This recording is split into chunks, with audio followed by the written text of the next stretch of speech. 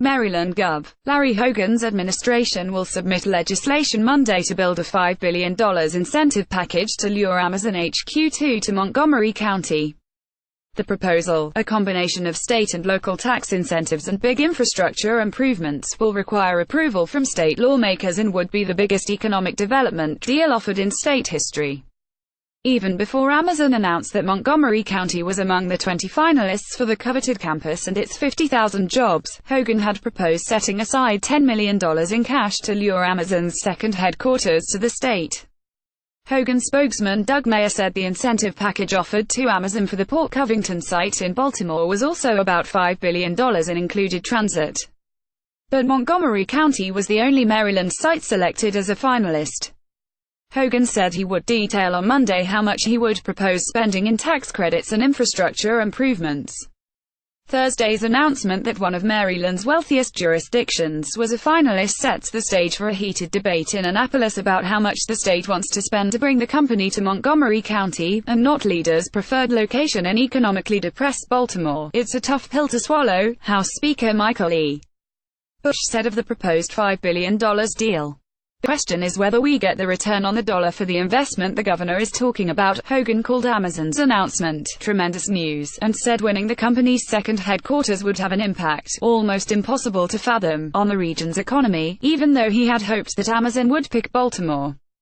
Baltimore needed the help more than anyone else did, Hogan said during an Annapolis news conference Thursday afternoon, but added, "We're happy to have the jobs here in Maryland rather than anywhere else." He noted that being a finalist was just the beginning of a long process to persuade the company to establish its second headquarters here instead of 19 other places across the country and Canada.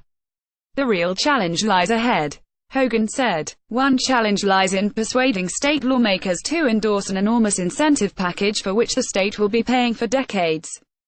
Democratic leaders who dominate the General Assembly immediately agreed to work with Hogan, a Republican, to help pass some incentive package for the internet retailer.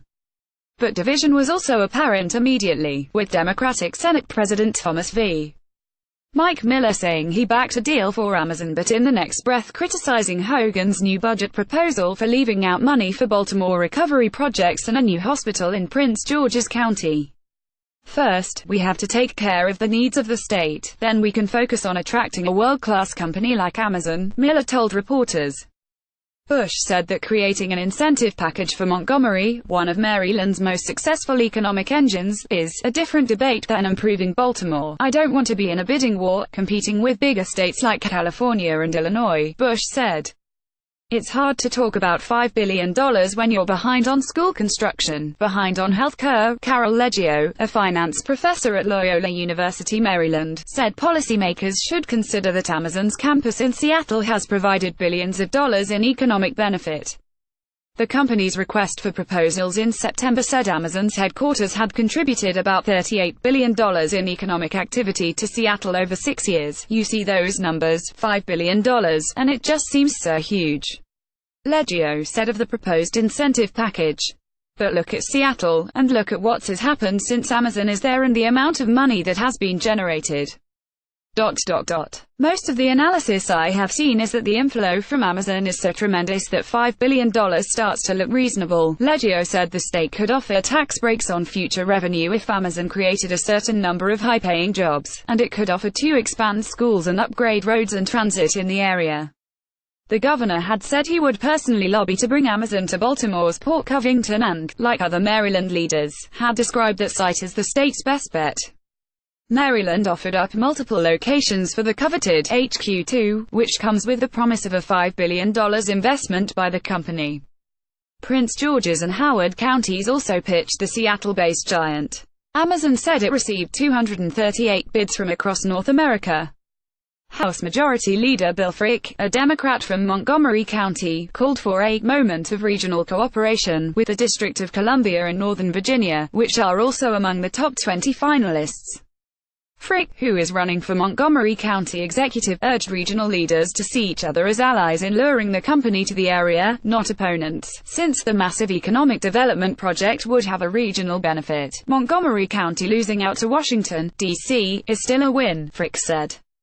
Montgomery County losing to Atlanta is a loss. At the same time, Frick urged the state to present the best deal it could. This is a once-in-a-lifetime opportunity, and I don't think we should nickel and dime it, he said.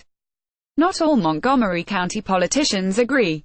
Democratic Sen. Richard S. Madaleno, who is running for governor, criticized the governor's $10 million cash proposal to Amazon as corporate welfare. Madaleno, vice chair of the Budget and Taxation Committee, said he would only support an incentive package that was a good deal for all Maryland taxpayers, not just a good deal for Amazon's shareholders.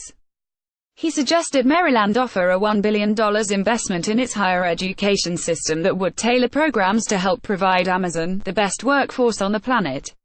Hogan said he spoke Thursday with Montgomery County Executive Ike Leggett about developing details for the pitch to Amazon. We're going to make sure that we work together, the county and the state, to make sure that we compete and that we do everything we can to get these jobs, Hogan said. Leggett said the county is evaluating whether to cooperate at some level in its bid with the region's two other finalists, Washington and Northern Virginia, because, ultimately it benefits the entire region if it is located here. All area jurisdictions would benefit. Senate Minority Leader J.B. Jennings, a Republican from Baltimore County, said the state needs to be judicious in how it uses state resources to sweeten a deal for Amazon. It's tricky. Jennings said, you want to do everything you can to attract the business, but then again, you don't want to give away everything to get them here. Whatever we do give, he said, it needs to be fair to the taxpayers and fair to the other businesses that we're trying to recruit. The governor and his staff declined to provide any details Thursday on infrastructure, transit or other incentives the state would be willing to offer Amazon. Baltimore Sun reporter Lorraine Mirabella contributed to this article.